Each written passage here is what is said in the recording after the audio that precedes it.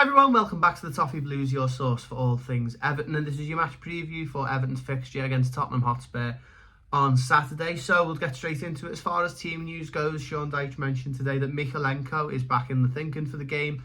Obviously he did miss the Fulham match in the Carabao Cup, and I think that was one of the areas where we did really struggle. We did miss him an awful lot. So Sean Dyche said that he is in the thinking for this match on Saturday, which in my opinion is all a good thing. He's been one of our best players this season, and if we're going to get anything at the Tottenham Hotspur Stadium this weekend, I think we need him in the team. So I really hope he starts, and I'll talk about that a bit more later when I get into my predicted lineup.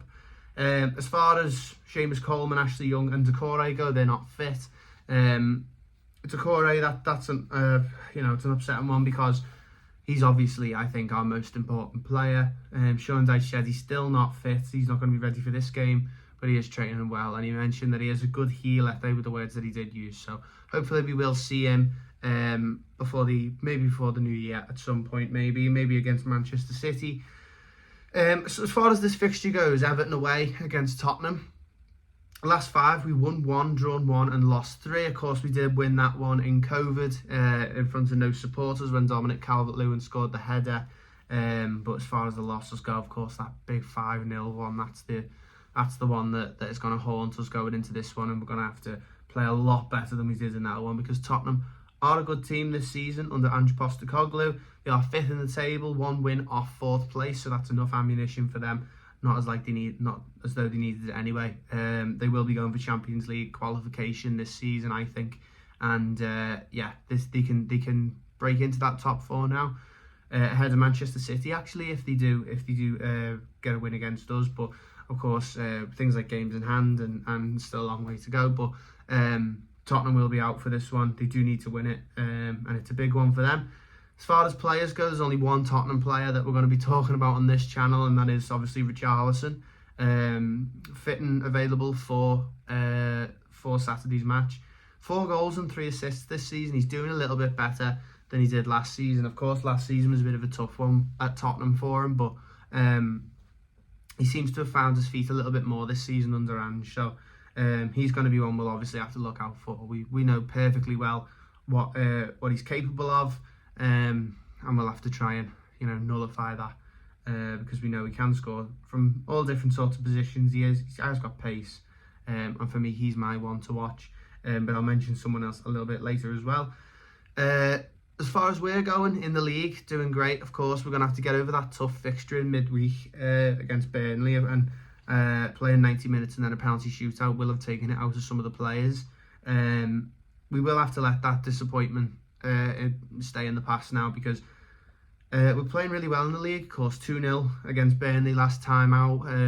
Forest, we've beaten West Ham, we've beaten Brentford all this season, and London specifically has been quite a good hunting ground. As I mentioned there, West Ham, Brentford and Palace, we've all beaten away this season, so no reason we can't replicate that this weekend. As far as injuries go, Tottenham actually have a lot of injuries. When I was researching for this video, I didn't realise how many they actually did have.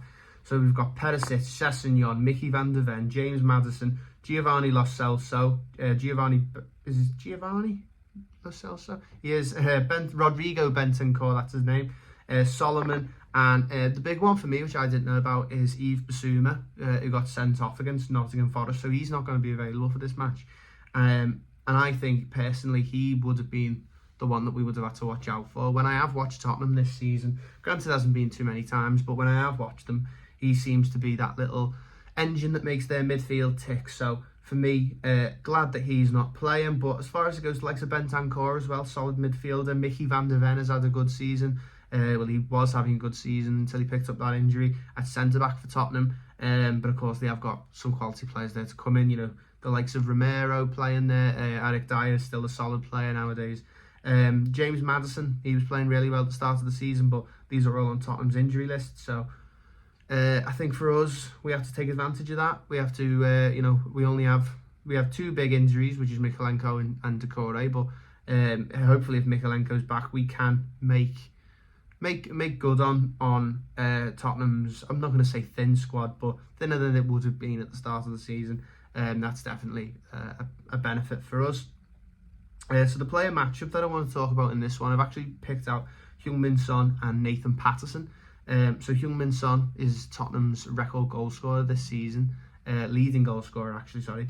And of course we know the quality that he has. Likes to score against Everton, likes to score against anyone really. A quality player, and when he's finished in the game, he will be spoken about as one of the better players, not just for Tottenham but in the Premier League in general.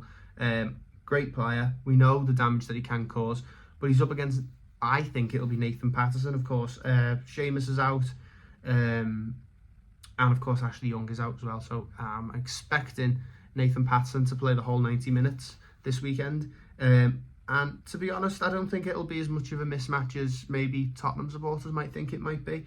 I think Nathan's gotten a lot better this season in his defending. We saw it against Burnley. I think in those early stages against Burnley, when they tried to cut down the wings a lot, Nathan was always there. He's got a lot of pace on him, and I think I fancy him against Son, maybe even more than Seamus Coleman or Ashley Young. So I think that one is going to be an interesting matchup to watch. Heung-min Son versus Nathan Patterson. As far as predicted lineups go, a lot of people have been calling for Danjuma and Beto to come in. I personally don't think that would happen. In maybe an ideal world we could, but and on paper maybe we couldn't, but football isn't played on paper, and I think Sean Dyche will not be throwing caution to the wind in this one. I've gone for Pickford in goal, of course. I've gone for Mykolenko at left back. That's purely out of hope.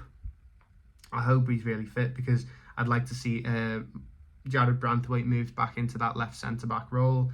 Next to James Tarkowski, I think he's going to captain the side. Nathan Patterson, and then in the midfield too, I've gone for Amadou Onana and James Garner. Amadou will be keen to get over that terrible penalty on Tuesday night, and James Garner, he's been solid all season. Took a good penalty on Tuesday, and I think he'll be one of the more important players if we are to get anything on Saturday. Dwight McNeil I've kept in at left wing. He's a very fit and energetic player, and I think he's more than capable of playing these two games.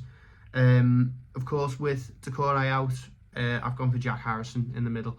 I think when he has played there, he's been okay, played there all right against Burnley. Not as good as playing that Doucouré role as Doucouré is, but for me, I've gone for him. I've gone for Lewis Dobbin on the right, and I've gone for that because he didn't get on against Fulham, which I was surprised with, to be honest, which is why I think he'll play this one from the start. He also played 45 minutes against Burnley in the league, so he's definitely making a lot of steps towards becoming a first team player now. So I think Lewis Dobbin is going to start on the right wing, and Dominic Calvert-Lewin up front. Taken off with about 20 minutes to go against Fulham in the Cup, or Beto brought on for him. I think he'll keep Beto on the bench for this one, same with Danjuma. I would like to see Beto in from the start, but I can't see it happen. Score prediction, I'm going to be nice and positive. I'm going to go for a 2-0 Everton win. I think our away form is so good this season. I fancy us against anyone away from home. So yeah, 2-0. Let me know your score prediction in the comments down below. Make sure you like the video, subscribe to the Toffee Blues, and I'll see you in the next one.